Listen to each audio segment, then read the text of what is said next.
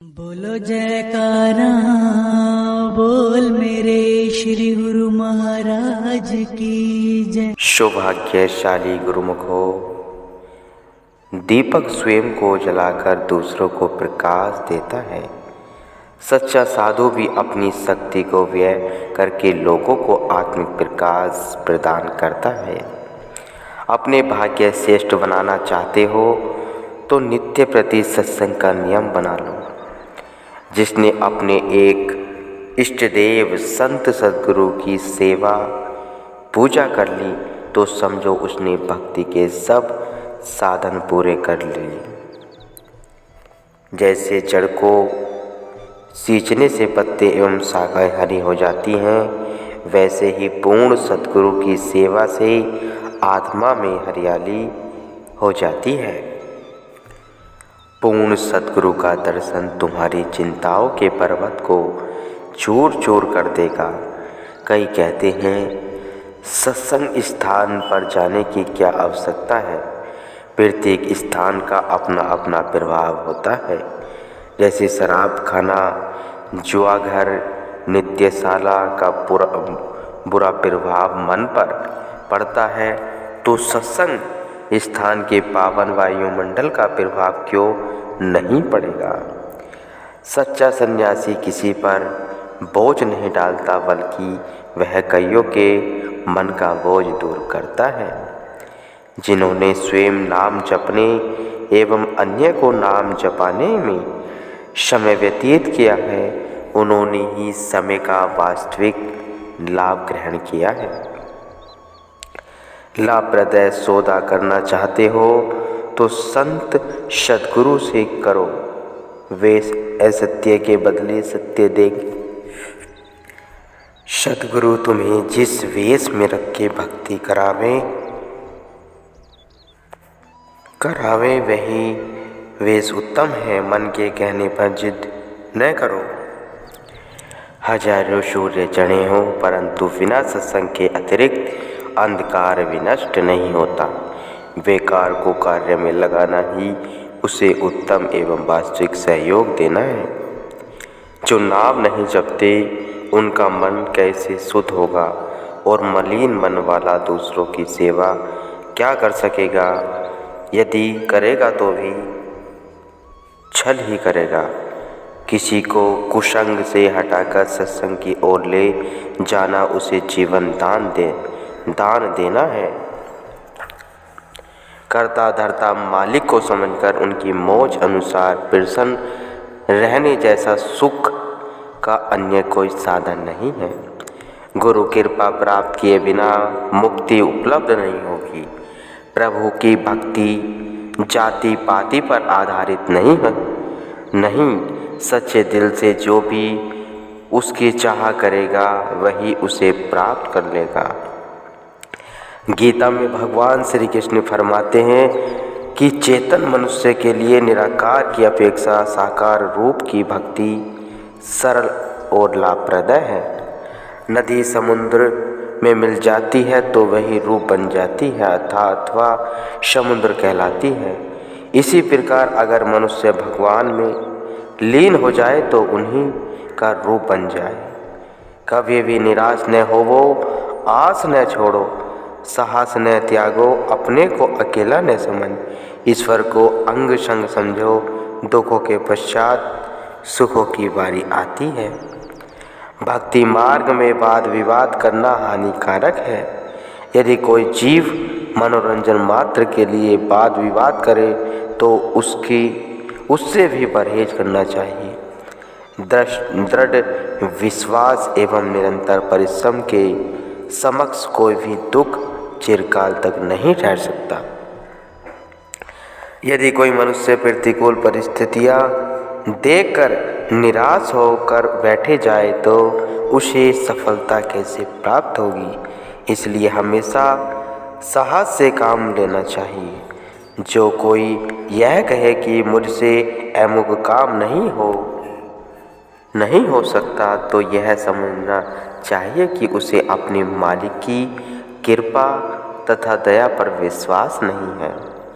पुरुषार्थ एवं विनय के तेज चाकू को लेकर चिंता और फिक्र के रस्से को काट दो। दुख सुख तो बादल की छाया के समान है, जो पल में अंधेरा और पल में रोशनी करते फिरते हैं, इसलिए इनसे घबराना नहीं चाहिए।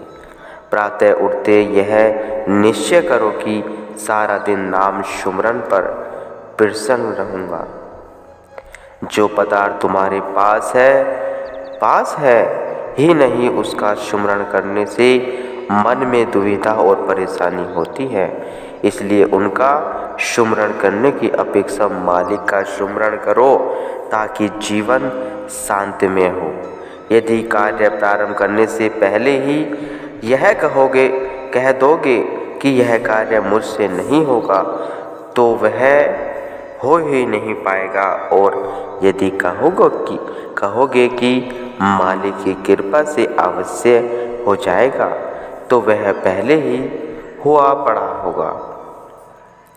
परिणाम की चिंता न करो, उत्तम कार्य करते चलो तो श्रेष्ठ फल प्राप्त करोगे। क्रोध एवं चिढ़ने वाले मनुष्य के श्वास तीव्र गति से चलते हैं, इसलिए उसकी आयु कम हो जाती है। चतुर मनुष्य को तो अपनी चतुराई का आश्रय है, लेकिन भक्ति को तो केवल भगवान का ही आश्रय होता है। चतुर मनुष्य तो गलत पथ पर चल सकता है, क्योंकि वह मन माया के अधीन है, परंतु भक्त नहीं, क्योंकि उसके मन में भगवान बसा हुआ है, जो कि उसे हर गलती से बचाता है।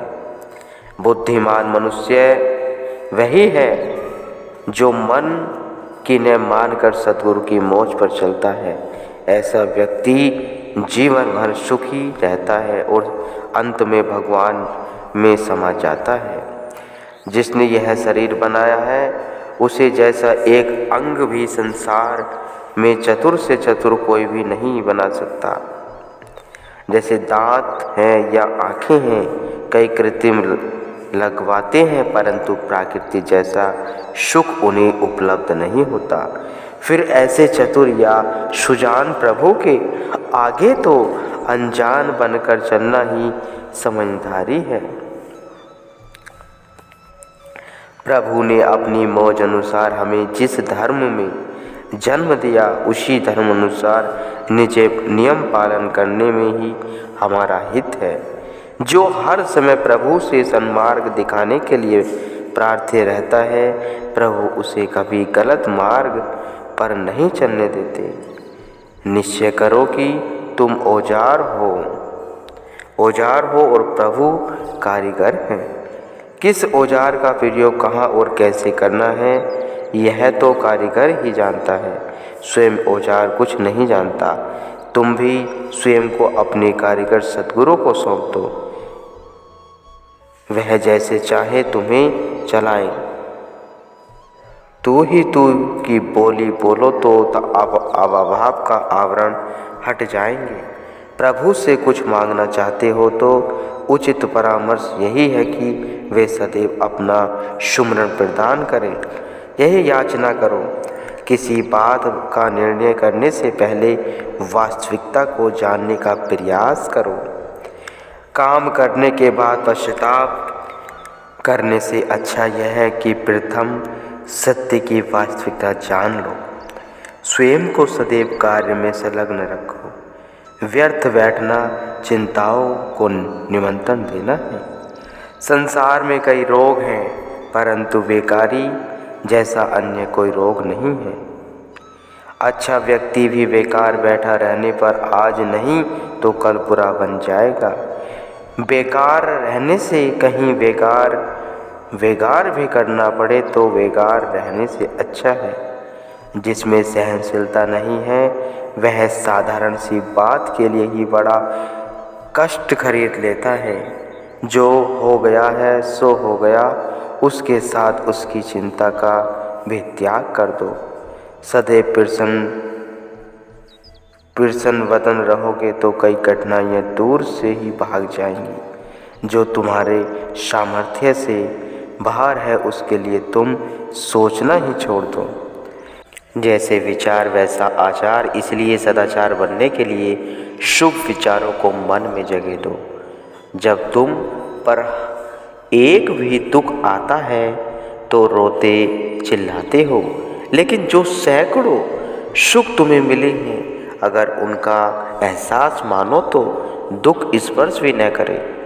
ईश्वर इच्छा के शस्त्र से अपनी इच्छा की रस्सी को जिसने तुम्हें बांध कर स्वतंत्रता एवं शांति पृथक कर रखा है, काट दो।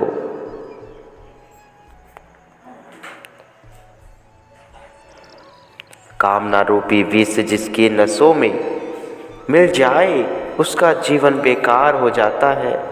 इसका अचूक इलाज है सद्गुरु का शब्द, जो कि समय के पूर्ण सद्गुरु से मिलता है।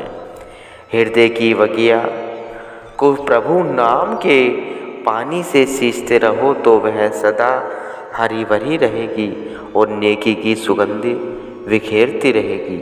संसार में कई उपकार का कार्य करते हैं, कई गरीबों के लिए भोजन का प्रबंध करते हैं, कई नग्न व्यक्ति को वस्त्र पहनाते हैं, कई रोगियों को औषधि देते हैं, कई विद्यादान के लिए धन व्यय करते हैं। ये लोग भी श्रेष्ठ पुरुष हैं, परंतु सर्वश्रेष्ठ संत महापुरुष है जो ऐसा दान प्रदान करते हैं जिससे कामनाओं का नाश होता है और आत्मा तृप्त होती है। कई शारीरिक सहयोग देने को ही सच्ची सहायता समझाते हैं, परंतु गहन दृष्टि से यदि देखा जाए तो जिसके पास शारीरिक सर्व सुख है वह भी मन करके दुखी है। वास्तविक सहायता तो चंचल मन को स्थिर कर देने में ही और वह केवल पूर्ण सद्गुरु से ही कर सकते हैं। सद्गुरु के वचनों को कभी भूलकर भी नहीं भूलना चाहिए। यदि कभी भूल भी जाओ तो तत्काल सद्गुरु से क्षमा मांगकर गुरु वचनों पर चलना आरंभ कर दो। गुरुमुखो